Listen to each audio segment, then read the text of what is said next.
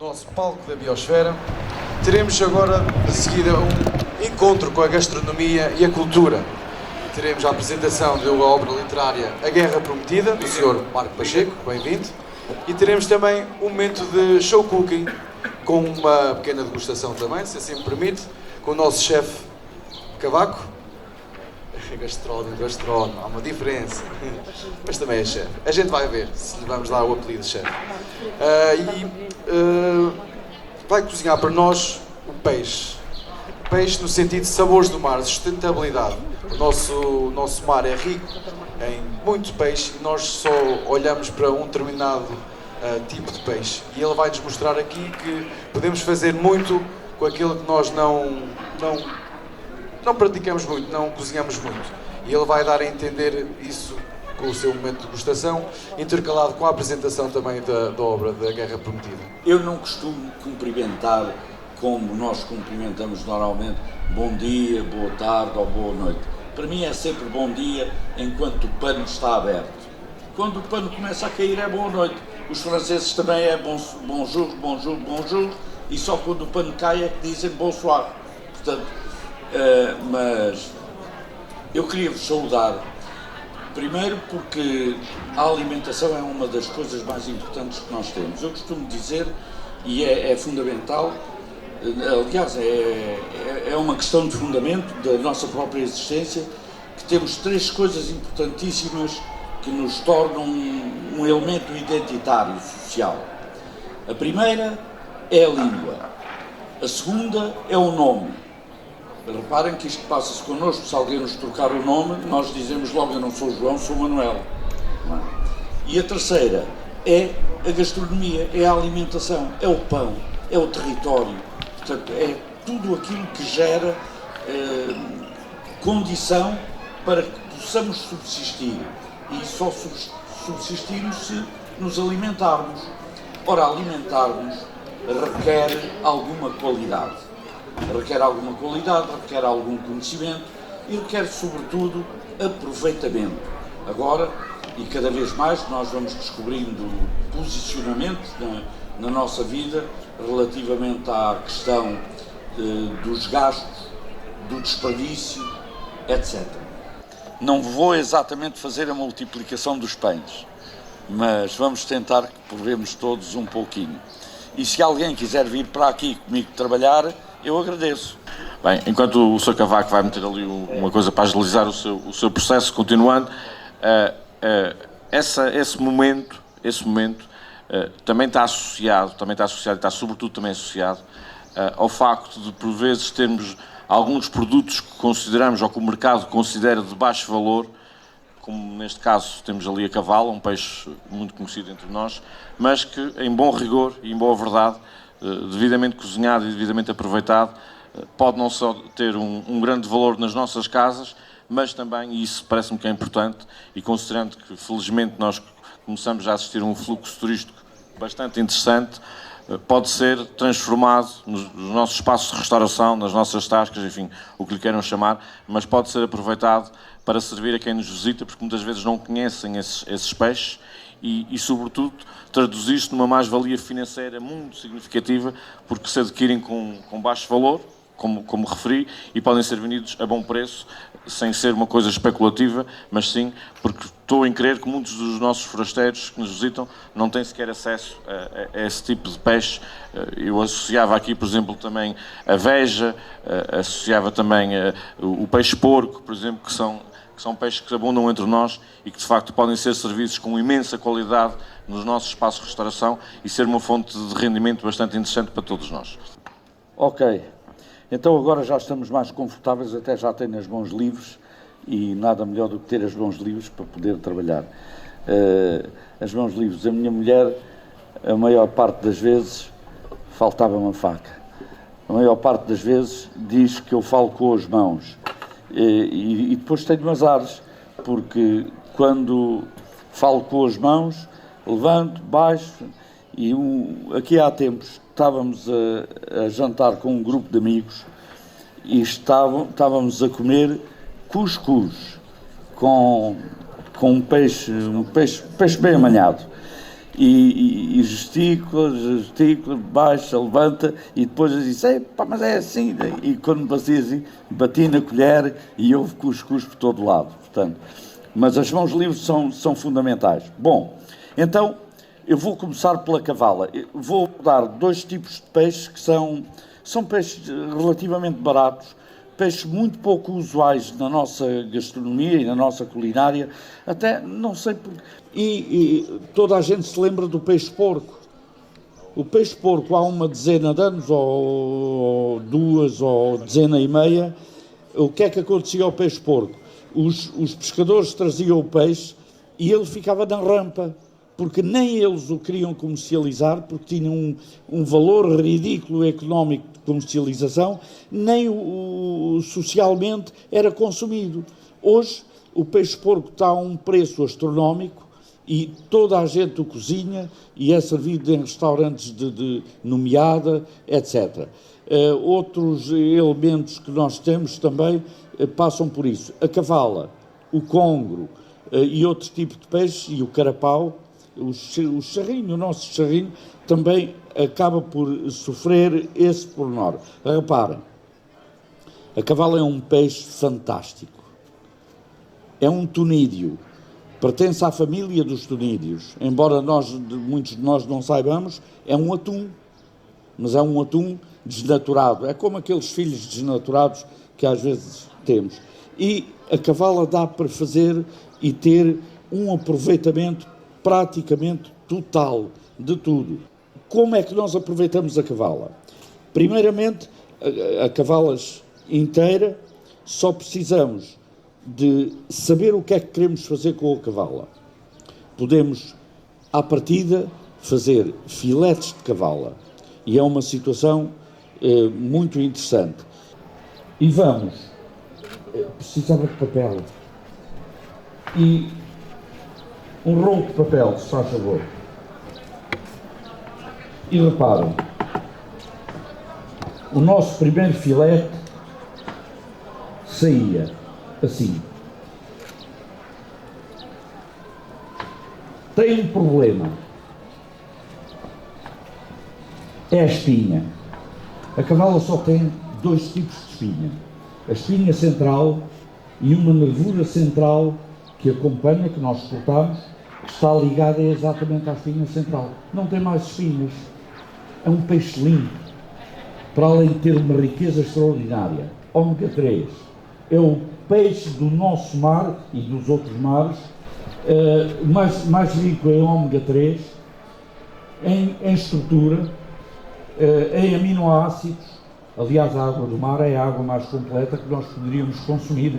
Se algum de vocês quiser, por exemplo, cozinhar com a água do mar, podem fazê-lo. Tem é que ter atenção à redução da água quando ferve, porque aumenta a concentração de sal.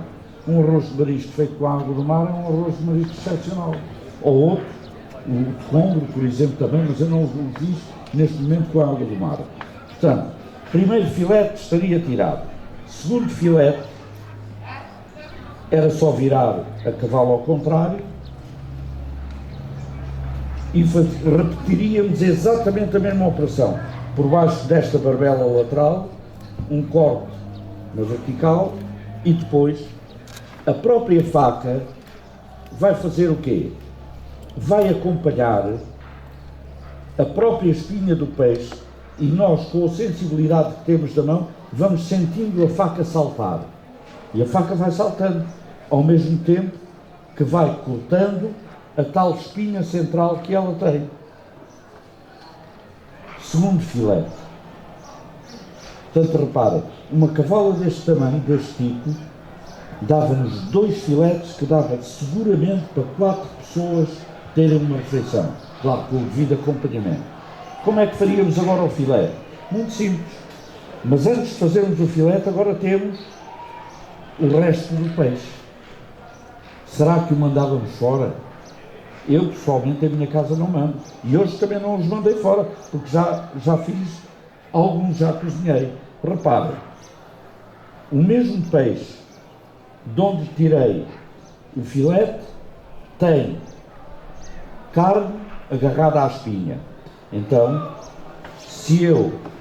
esta faca é mais pequena, dá-me mais jeito, se eu retirar esta carne da espinha, reparem, era um desperdício. Daí vem a situação do desperdício zero, ou seja, da sustentabilidade. E continuo a tirar daqui carne.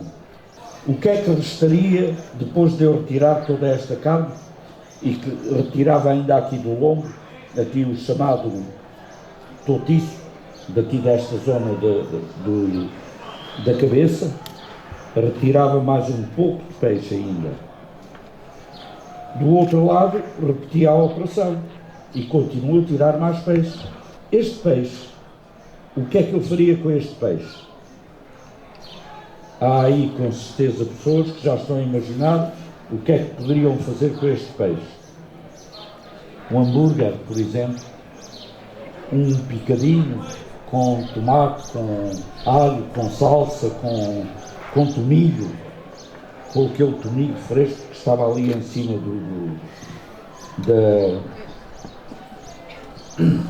da bandeja. Agora eu vou pôr isto ali e depois vou explicar o que é que eu faria com isto. Como aquele escritor angolano, acho que é angolano, que diz que quando o neto pergunta à avó se cozinhar era uma obrigação, a avó diz: não, meu filho, cozinhar é uma forma de amar os outros. E é de facto esta sensação que nós temos que ter relativamente à cozinha. Porque a cozinha ou se está e se faz porque se gosta, ou não vale a pena. E agora era muito simples. Tenho o filete, vou utilizar o sal. Normalmente a cavala, como é um peixe um pouco melindroso, porque sendo um tomilho tem a particularidade de começar a lascar, de desagregar-se em lascas, o sal vai acabar por lhe dar uma certa rigidez. E depois cortava em filetes, como quisesse,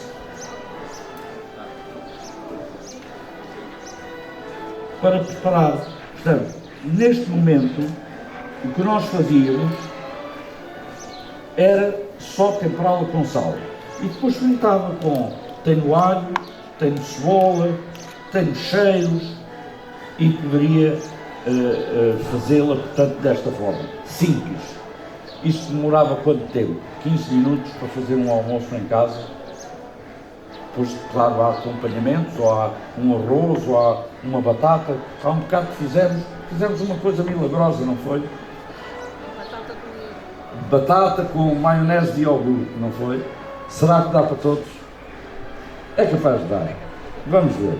Ora bem, eu vou só fritar só para vocês verem, portanto, que é uma coisa simples, porque depois nós talvez possamos ter aqui alguma coisa para degustar. Porque depois também vos quero falar do apontamento do congro e como estas coisas são um pouco demoradas, estes fogõezinhos dão já está ligado, dão um jeitão fantástico. Aqui, o tal resto da cavala e depois outros restos que tínhamos, poderíamos aproveitar ripando a barriga ou outras partes da cavala, faríamos o hambúrguer. Como é que faríamos o hambúrguer? Enquanto o azeite aquece, eu faço isso rapidamente para perceberem. O hambúrguer era muito simples. Quando nós compramos hambúrgueres, os hambúrgueres estão um pouco industrializados e são feitos já maquinalmente e processados. Aqui, para termos a certeza que de facto comíamos peixe, eu só tinha que picar a cavala desta forma, desde que não fosse muito esmigalhada, para juntar depois os ingredientes necessários para fazer o hambúrguer. Reparem, e agora estava picadinha e eu só tinha que juntar aqui o quê? Primeiro, cebola. Qualquer hambúrguer leva cebola, para além dos outros aditivos que põem. Um pouquinho de cebola. Depois, alho. Qualquer hambúrguer leva alho e nós gostamos que eles saibam alho. Depois, um cheiro. Ou punham-lhe coentro, ou punham-lhe salsa, ou punham-lhe tomilho. Já está pronto. Eu depois já volto a falar-vos outra vez no aproveitamento do hambúrguer. Este barulho é tão bom. Quando nós sentimos a frigideira, quando eu era menino e o meu pai às vezes me chamava para o pé dele e eu sabia, e ele cozinhava extraordinariamente bem, e eu ouvia este crepitar da gordura, ou o crepitar da chama, da lareira, também a cozinhar, e às vezes um som menos acutilante, que era o ferver, a água borbulhando, aquele saltinho tão bom. Muito bem, muito obrigado. Obrigado. E a cavala, como é um tomilho, frita muito rapidamente, portanto, não precisamos que ela fique muito tempo, porque ficando muito tempo até perdemos qualidade. Mas, claro está, também depende das pessoas gostarem menos ou mais, ou bem passado, ou mal passado, ou médio, enfim. E então, os dois filetes são um filete de cavalo cortado aqui em 3 ou 4 bocados, já estaria pronto. Voltamos à questão do hambúrguer. Temos a salsa, a cebola, o alho e a cavala. E agora precisamos de um pouquinho de sal. Portanto, vamos pôr um pouquinho de sal no hambúrguer. O que é que precisaríamos mais? Vamos precisar de um ovo, que é um elemento de ligação, e vamos precisar de tomate seco. Em última opção, o que podem fazê-lo, podem usar cenoura ralada, porque não sei se vocês sabem, quando compram os tais hambúrgueres que estão processados, eles têm a cenoura. Muitos de nós não sabemos, mas se forem a ler os rótulos dos hambúrgueres, têm amido, têm cenoura, têm não sei quantos de conservante, têm uma série de coisas. Não sei se são prejudiciais ou não à saúde. No meu ponto de vista, eu defendo porque não arrisco, e agora há poucos dias, não sei se tem acompanhado a questão nas notícias, veio-se revelar que o espartano, o substituto do açúcar, é cancerígeno, e portanto há um estudo agora que diz, e se vocês forem a ler todos os lotes, dizem, sem açúcar, mas tem espartano, e o espartano é um açúcar, é um adoçante, portanto é doce. Ora logo, temos o filete, e agora reparem, ele não está muito quente, dá para lhe segurar, reparem, o filete vai sair assim, às lascas, e só tem sal. Podíamos dar uma voltinha de pimenta, mas uma volta de pimenta é uma volta de pimenta, não é uma volta de pimenta assim. Portanto, senão não fica com pimenta. Portanto, este peixe, agora eu vou comer, porque depois, se vocês forem comer, eu faço o papel de cão dos romanos, não é? Se me acontecer alguma coisa, daqui a bocado eu começo a ficar assim, mas eu estou um bocado cansado, porque há dois doidos que não dormem. Mas, se eu cair, ou seja, já ninguém come, não é? Extraordinário. Bom, voltemos ao hambúrguer. O hambúrguer vai levar limão, vai levar um pouquinho de salsa, e vai levar o tal tomate picado ou o tal tomate seco, e que vocês podem secar em casa. Há tomate seco à venda, claro, mas nós também podemos secar o tomate em casa, depois de o umedecer bem e de o pôr ao sol, principalmente ao sol ou no forno a baixa temperatura, e secá-lo. E este tomate vai dar uma textura, uma doçura ao hambúrguer que outro elemento não lhe confere. Vamos colocar aqui, e agora vamos dar a tal volta de pimenta.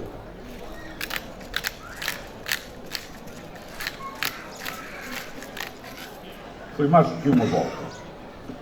E eu vou utilizar estas 2 colherzinhas que só serviram para mudar o peixe, e vamos misturar tudo isto. Agora precisamos de um elemento agregante, ou de 2 elementos agregantes, porque isto ainda fica meio solto, não é? Então, qual era o elemento agregante que aqui punhamos? Farinha.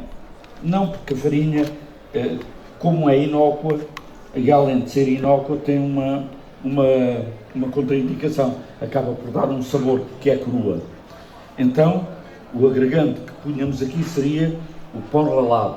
A farinha aqui já está cozida, portanto já está desintegrada praticamente, e punhamos uma colherzinha de pão ralado.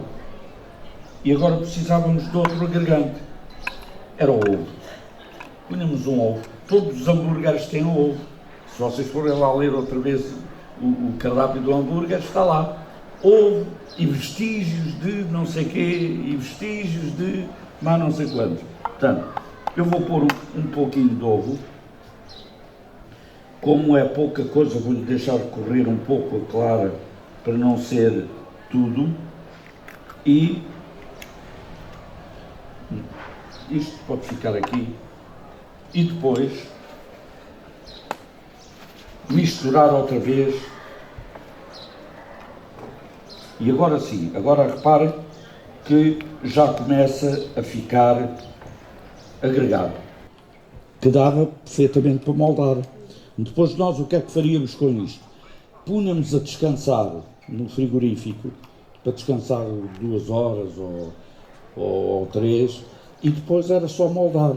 Faríamos uma pequena bolinha com a mão, moldávamos, esmagávamos a bola ou arranjávamos um daqueles moldes de aro, de metal, fazíamos. Eu vou para o outro lado, que é para não... Eu vou deixar aqui, foi só como analogia para vocês perceberem. A outra situação, agora imaginemos, claro que isto demorava muito tempo, agora imaginemos que tínhamos cozido o resto da cavala. E como tínhamos cozido o resto da cavala, metemos os cheiros, metemos mais umas ervas e fizemos um caldo. O tal caldo que nós iríamos congelar e que iríamos ter para quando fizéssemos mariscos, quando fizéssemos outras coisas, caldo de peixe. Pronto, então eu tinha já o caldo de peixe.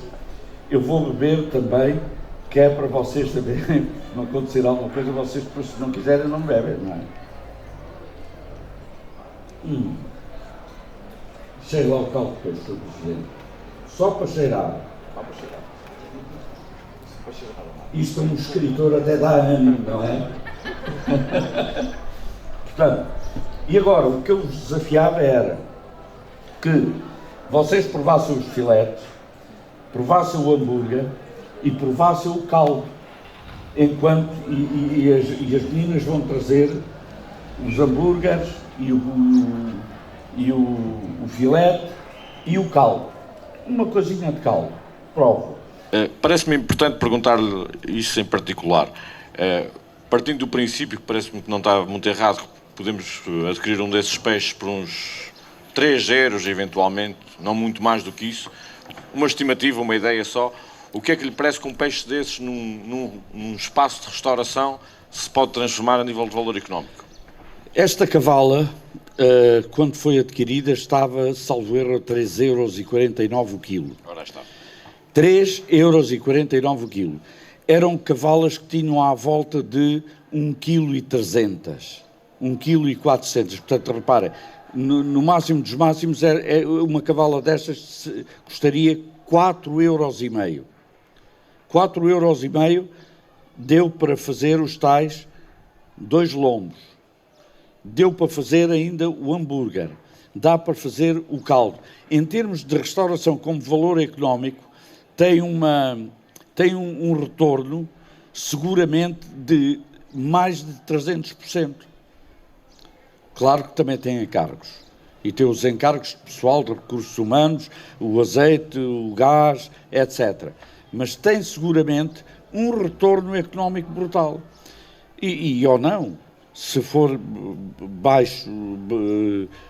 baixado o preço, não é? Porque neste momento a restauração também tem um determinado custo em termos de encargos. E os impostos também são um pouco altos. Vocês podiam dizer assim, não, ele bebeu daquele, mas não bebeu deste. Mas eu vou beber deste também, que é para vocês terem a certeza que é igual. Exatamente. E agora...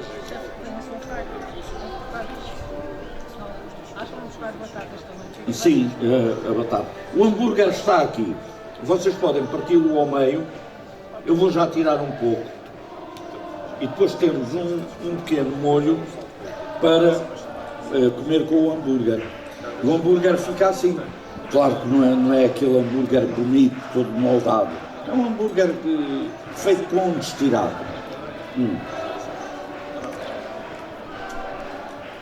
Os filetes, lombo e a tal de salada de batata. Deixa-me tirar um bocadinho de salada porque...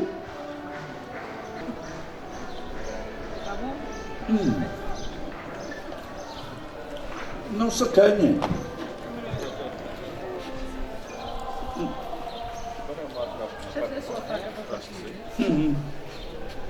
Bem, eu penso como foi convite está aberto, não é, Mica? Isso vai partilhar, certo? É, fazem favor. Podem partir meio hambúrguer, que deve dar para todos, com certeza. Sim. Vale a pena provar o molho. Pode, mas este está um bocado salgado, como o sal em cima, foi só para que vissem como... Estou a tentar servir, mas se quiserem servir... Como é que ela se chama? Lúcia, traz-me o arroz, se faz favor.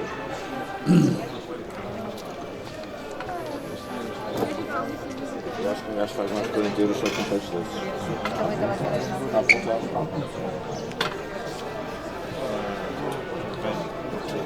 Olha, a preocupação era de facto abordar uma questão da alimentação de baixo custo, com sustentabilidade e sem, ou seja, com desperdício zero. Portanto, e isso sustentava-se em peixes de baixo valor económico e peixes que nós ainda temos alguma relutância em consumi-los. Por qualquer questão cultural, até de raiz, familiar, porque nunca se comeu em casa, porque nunca se provou, faz-me lembrar sempre aquela questão dos miúdos, eu não quero, não gosto, mas já provaste, não, mas não gosto. Portanto, isto é, com as crianças acontece isso, não é? Portanto, é uma questão cultural e o que nós temos que fazer e o que é prioritário para nós, gastrónomos, é de facto tentar mudar essa mentalidade, tentar que as pessoas consigam perceber que o peixe é tão bom ou melhor do que aquele que custa 30€ o quilo e este só custa 3,40€, por exemplo, que é a cavala, e o congro custa 6 ou 7€ e é muito melhor, tem um nível de ômega 3 incrível, tem uma gordura excepcional, tem aminoácidos que vêm da própria água do mar, a água mais completa que existe. Portanto, é tudo isto que nos faz mover e nos traz aqui, porque quando nós às vezes defendemos qualquer situação, temos sempre a dúvida do objeto da defesa. E eu nunca duvidei deste objeto para o defender. Portanto, estou perfeitamente à vontade para falar sobre isso. E é isso que nos move. Além de ser uma forma mais económica, um peixe mais económico, também é uma forma de abrir mentes, abrir mentes, por assim dizer, a outros tipos de comida, porque normalmente nós estamos muito direcionados, já vamos fazer isto, vamos almoçar isto, e agora estou farta disto, uma coisa nova. Isto é uma forma barata e uma coisa diferente a experimentar-se no dia-a-dia, que se faz relativamente rapidamente. Claro. E que interfere em toda a cadeia de valor.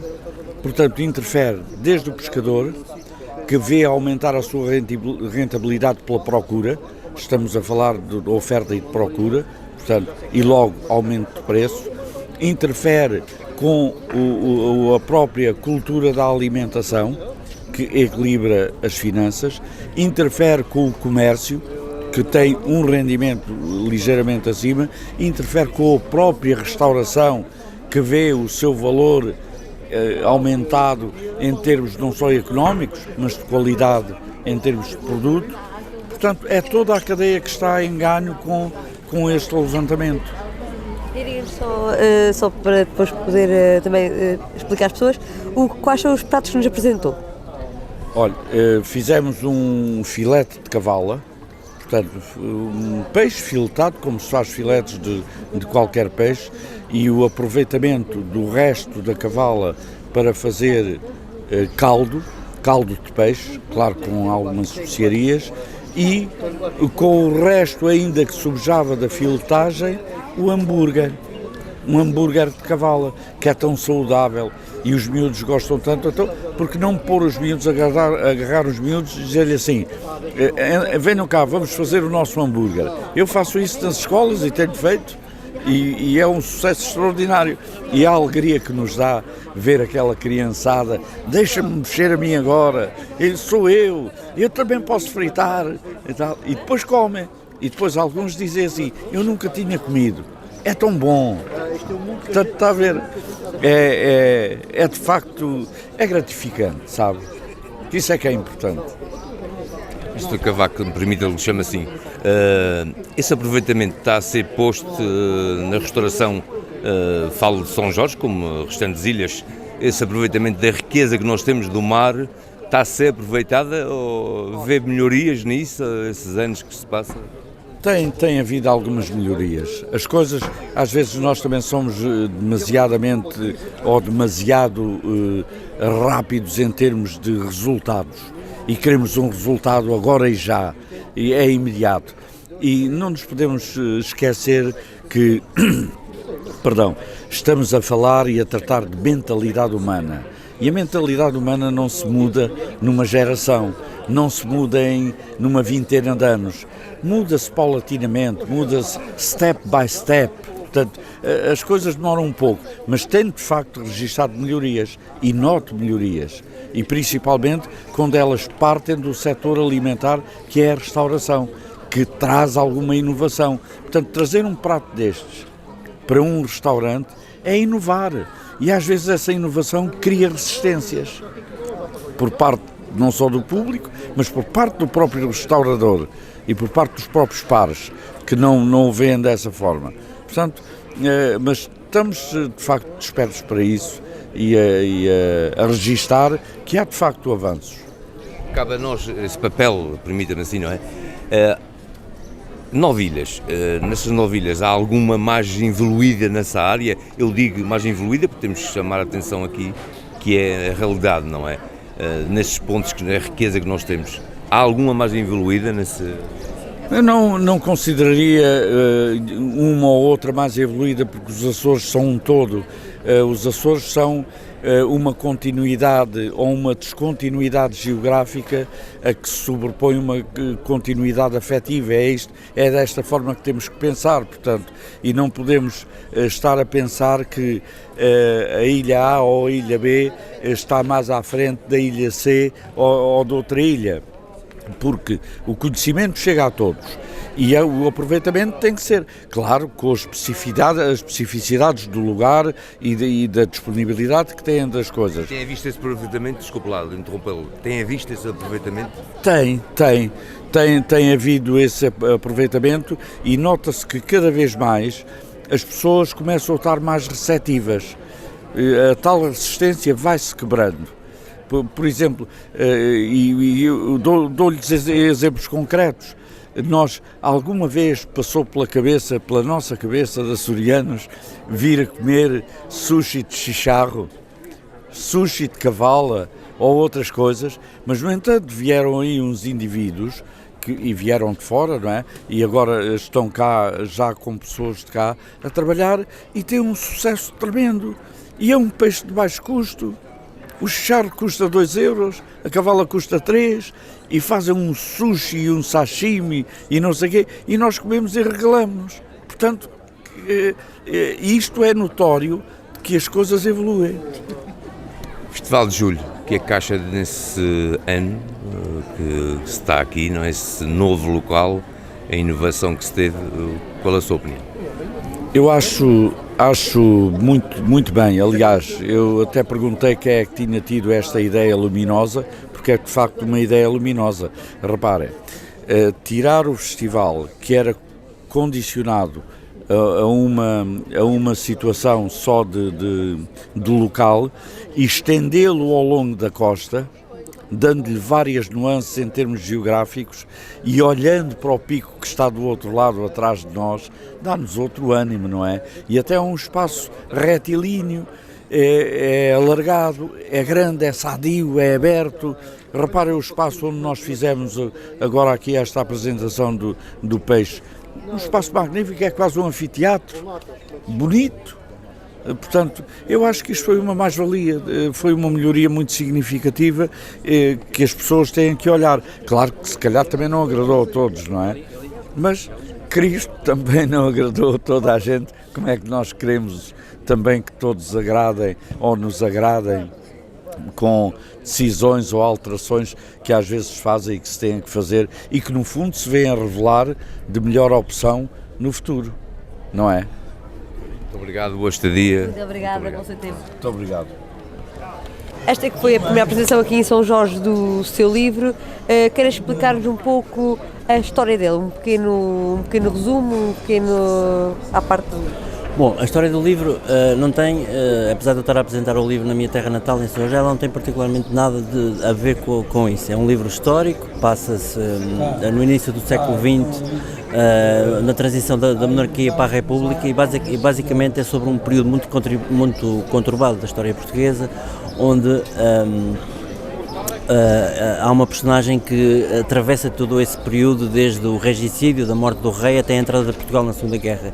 E essa personagem é muito marcada pela história de um tio que incute nele a ideia de ser um herói. Não um herói normal, é um herói um bocadinho diferente. E esta, muito resumidamente, é a história do livro. E de onde é que surge este livro? Dizia há pouco que não era escritor, não se sentia ainda escritor, mas então como é que surge esta inspiração, para assim dizer? Bom, a primeira foi a vontade de escrever e de escrever literatura. A minha vida é diferente, trabalho em publicidade, faço anúncios e a minha vontade sempre foi, ou tem sido nos últimos anos, de fazer literatura. A história do livro apareceu porque eu sempre me interessei muito por uma fase da vida que é a fase da adolescência. Uma fase que nos marca muito e que as experiências que nós temos depois são muito importantes ou até determinantes para a vida, e eu depois tentei colocar essa fase da vida num período que fosse diferente do atual e que levantasse questões novas que ainda assim pudessem ser relevantes para os dias de hoje. Este livro vejo que recebeu um prémio Revelação. Fala-nos um pouco como é uma pessoa que não é um escritor profissional receber este prémio tão distinto. Bom, o prémio para mim foi uma surpresa, não estava à espera, embora tenha sido muito importante para mim. O prémio em si teve dois fatores muito importantes, é a validação. A gente está a escrever em casa, estamos sozinhos e nós não sabemos se aquilo tem algum valor, se é bom, se é mau. E haver um júri, ainda por cima composto pelas personalidades que este júri tem, que são pessoas que eu respeito e muito respeitadas, foi um lado muito positivo. O outro lado é que foi uma maneira de ser publicado, porque não é fácil para um escritor novo, que não tem nome, que ninguém conhece, conseguir que alguém de uma editora aposte nele, e é uma aposta, enfim, que ainda implica alguns custos, ser editado. E para mim o prémio teve automaticamente o efeito da publicação, e esses dois aspectos foram importantíssimos. Como disse, não é, jorgense, não é, de cada raiz de cá, para si, o que é que representa ter aqui esse, mais, vamos chamar, de lançamento desse livro, o título? Para mim representa muito, porque vir à minha terra natal, onde eu não vinha, a última vez que cá estive foi há 18 anos, para vir à minha terra natal e receber o convite da Câmara da minha terra natal para apresentar um livro, foi muito mais do que apresentar um livro. Foi, enfim, revisitar raízes, voltar a ver pessoas, e fiquei muito sensibilizado, e foi uma surpresa também, não estava à espera, mas não é uma simples apresentação de um livro. É mais do que isso, é um momento bastante emocional para mim. A vossa segunda casa, de onde é que é atualmente? A segunda casa de onde vive, não é? Eu vivo em Lisboa, trabalho em Lisboa, sou publicitário lá, trabalho numa agência de publicidade, sou diretor criativo de uma agência de publicidade e já vivo lá há bastante tempo, estudei comunicação, depois enverdei por essa zona, por essa parte, e tenho estado lá desde sempre, e é em Lisboa que eu estou. Daquilo que conhece do Festival de Julho e o que está a ver cá, não é, nesse momento, o que é que destacava aqui desse Festival de Julho, desse concelho, dessa festividade? Há uma grande diferença, porque no meu tempo o Festival de Julho era no Cais. Este ano, por razões circunstanciais, não pode ser. Isso no meu tempo era lá. Eu acho que o Festival de Julho se mantém-se como um sítio onde as pessoas do concelho e muita gente de fora, que é uma quantidade enorme, se reúne aqui. Eu acho que não é apenas um festival do concelho, ou melhor, não é apenas um festival do concelho enquanto físico de uma parte de São Jorge, é um festival que reúne de gente do concelho, que vem de muitas partes, e isso nota-se aqui. Eu próprio pude experienciar isso ontem e espero experienciar hoje outra vez. Nota-se aqui que é um ponto de encontro de todo o concelho, e é uma coisa pela qual as pessoas anseiam e que elas já faz parte também da sua vivência. Eu, apesar de estar longe daqui, vou acompanhando quando posso, e o Festival de Julho é sempre um momento especial.